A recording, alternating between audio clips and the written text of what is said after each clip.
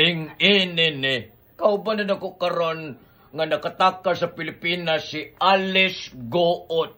Ing inini, kumusta ang imong pagtakas og nanaka sa Kings Radio, Alice Goot?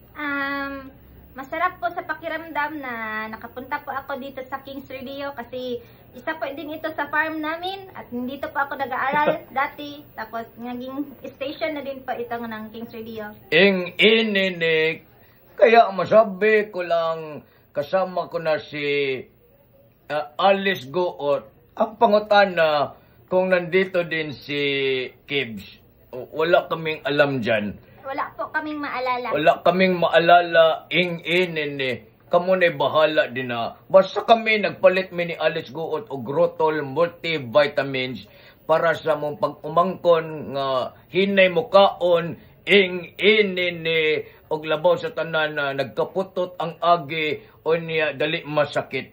Na ay immunity gap. Ang tawag nila sa mga bata nga hinay mo kaon og sige nilag kasakit. Palitin nyo Grotol multivitamins na ay syrup. Nasa likod ni mo ko to. Na ay syrup na apoy drops aron sa mga infant. Kaning gigunita na mo ni ang Grotol Mega. Mo po niya akong ginapainom sa akong mga pag-umangkon at maganda po yung paglaki nila. Maganda yung paglaki. Himsog ang panglawas og layo sa sakit. Ako si Pangulong Dugong, ing-inini og kauban si... At ako din po si Alice Goot.